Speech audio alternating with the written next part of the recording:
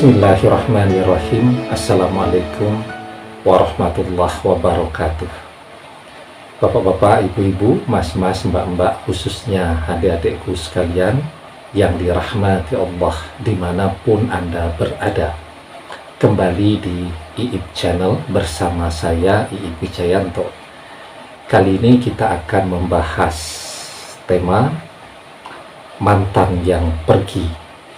Tidak usah dicari, biarkan dia kembali dan mencari.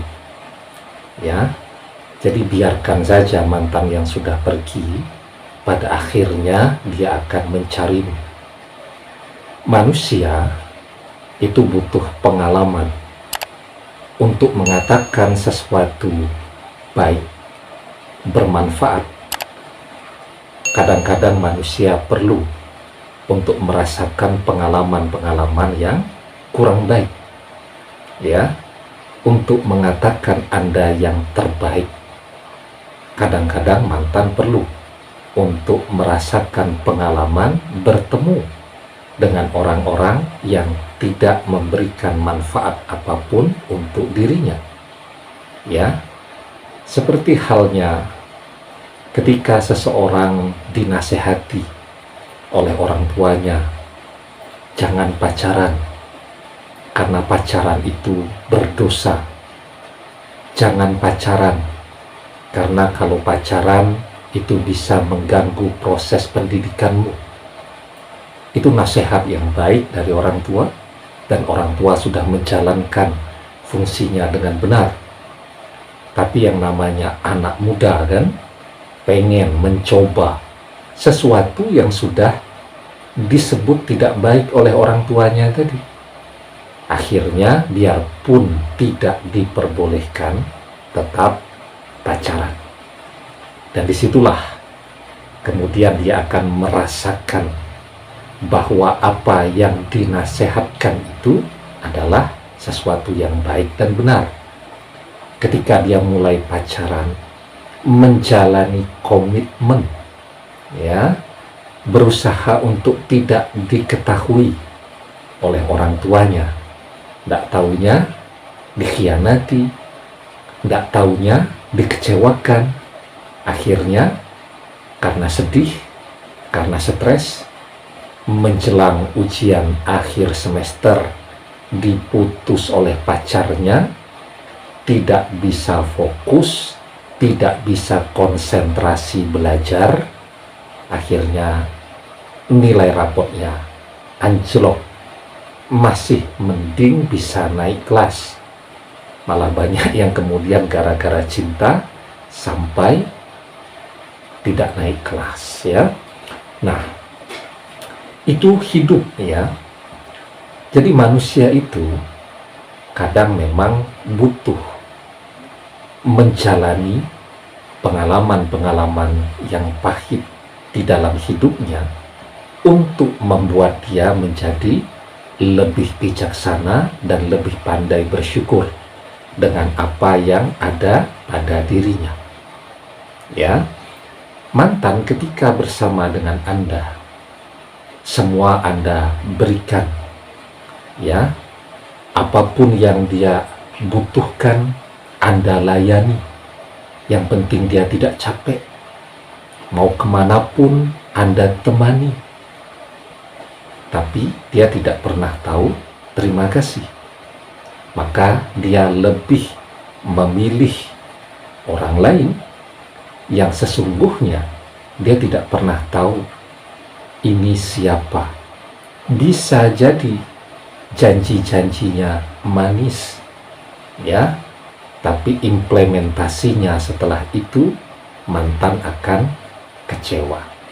Yang penting yang Anda lakukan sekarang, Anda harus terus menjalani hidup Anda sesuai dengan tujuan, sesuai dengan rencana dan target-target Anda.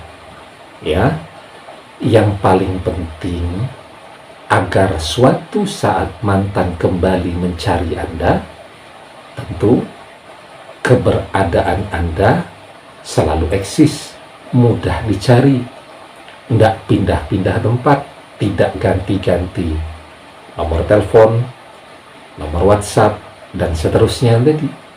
Ya, Anda tidak perlu berubah kan, agar mantan mudah untuk menemukan Anda. Anda tidak pindah rumah, Anda tidak pindah tempat kuliah, Anda tidak pindah tempat kerja, sehingga walaupun komunikasi saling memblokir misal, kapanpun dia sadar, dia bisa menemukan Anda dengan mudah. Ya, nah, kesalahan mendasar yang umumnya kita lakukan dalam kondisi mantan berpaling dan sedang happy-happy, ya, yang kita lakukan adalah memperturutkan hawa nafsu.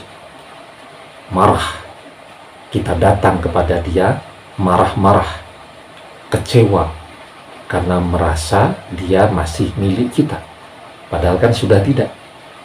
Ya, paling tidak itu menurut pandangan dia. Mana mau dia dimarahi seperti dulu, mana mau dia diatur-atur lagi seperti dulu. Ya, sehingga yang terjadi apa? Yang terjadi semakin menjauh, semakin renggang, dan kebenciannya menjadi semakin bertambah. Saya sering ya menasihati, kalau sedang badai, jangan didekati. Alam, ya, yang sedang menjalankan prosesnya, jangan didekati, karena tidak akan menang kita melawan badai. Kalau sedang banjir, dihindari saja, ya, kalau tidak mau kena banjir. Begitu, ya, begitu juga mantan yang sedang tidak menginginkan kita.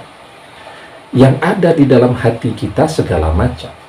Kita ingin bicara, kita ingin marah, kita ingin menunjukkan kekecewaan kita, dan seterusnya. Tetapi itu tidak akan memperbaiki keadaan apapun, malah semakin tidak produktif. Ada waktu di mana, ya, kita memang harus belajar keras untuk mengekang hawa nafsu dan berbagai keinginan, ego, kemarahan, kekecewaan yang ada di dalam diri kita.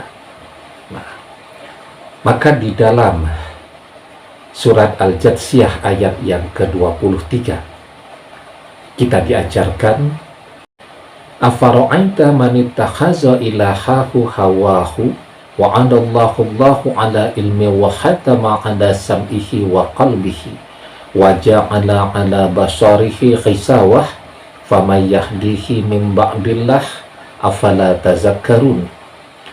Maka pernahkah kamu melihat orang yang menjadikan hawa nafsunya sebagai Tuhannya, dan Allah membiarkannya berdasarkan ilmunya, dan Allah telah mengunci mati pendengaran dan hatinya dan meletakkan tutupan atas penglihatannya, maka siapakah yang akan memberinya petunjuk sesudah Allah membiarkannya sesat? Maka mengapa kamu tidak mengambil pelajaran?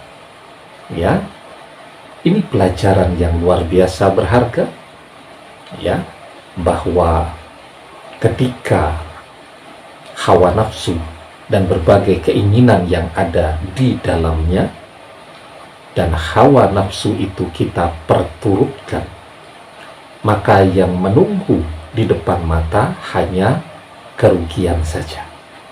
Tetapi ketika hawa nafsu itu kita tahan, kita belajar menahan diri, ya, maka yang menunggu kita adalah berbagai kebaikan.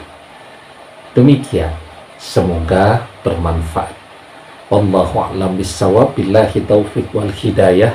Assalamualaikum warahmatullahi wabarakatuh.